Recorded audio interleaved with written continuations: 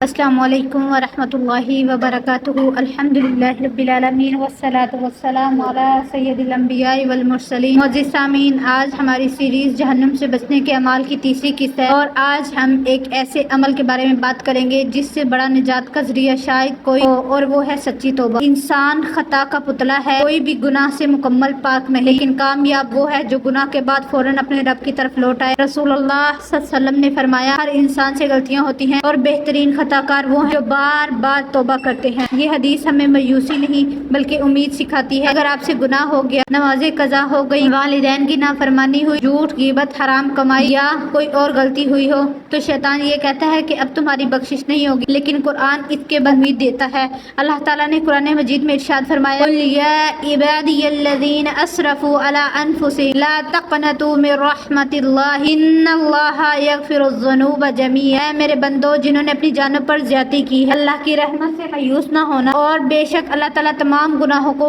معاف کر دیتا ہے۔ اتنی بڑی خوشخبری ہے۔ اللہ تعالیٰ فرما رہے ہیں، میری رحمت سے نا امید نہ ہو، لیکن سوال یہ ہے کہ سچی توبہ ہے کیا؟ علماء کرام نے قرآن و سنت کی روشنی میں توبہ کی چند بنیادی شرطیں رکھی ہیں۔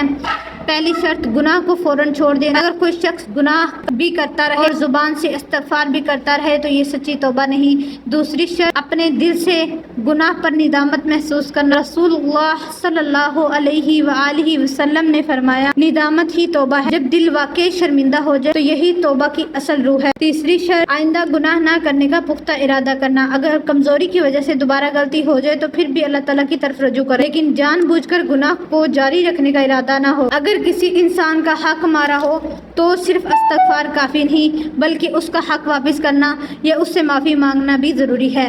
معزز سامعین، رسول اللہ صلی اللہ علیہ وسلم خود بھی روزانہ کثرت سے استغفار کرتے تھے، اور صحیح بخاری میں آتا ہے کہ آپ صلی اللہ علیہ وسلم ایک دن میں 70 سے زیادہ مرتبہ اور بعض روایات میں 100 مرتبہ اللہ تعالیٰ سے استغفار فرمایا کرتے تھے۔ سوچئے، جن کے اگلے پچھلے گناہ معاف تھے وہ بھی اتنا استغفار کرتے تھے تو ہمیں کتنا کرنا چاہیے۔ ایک اور عظیم خوشخبری سنیے، رسول اللہ صلی اللہ علیہ وسلم نے فرمایا، اللہ تعالیٰ رات کو اپنا دست رحمت پھیلاتا ہے تاکہ دن کا گنہگار رات کو توبہ کر لے، اور دن کو اپنا دست رحمت پھیلاتا ہے تاکہ رات کا گنہگار توبہ کر لے، یعنی جب تک جان حلق تک نہ پہنچ جائے اور سورج مغرب سے طلوع نہ ہو، توبہ کا دروازہ کھلا ہے۔ لیکن یاد رکھیں، ہمیں توبہ کو کل پر نہیں ٹالنا چاہیے۔ کتنے لوگ صبح گھر سے نکلتے ہیں مگر شام تک واپس نہیں آتے، اور کتنے لوگ رات کو سوتے ہیں مگر صبح اٹھتے نہیں۔ اس لیے اگر آج دل میں کسی گناہ کا بوجھ ہے تو ابھی اللہ سے معافی مانگیں، اور یاد رکھیں، شیطان چاہتا ہے کہ آپ مایوس ہو جائیں،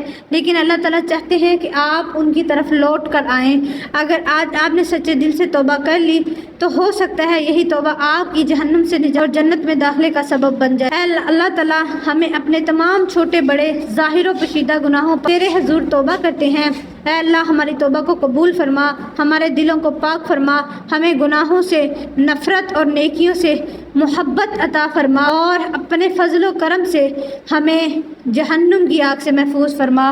آمین۔ وآخر دعوانا الحمدللہ رب العالمین۔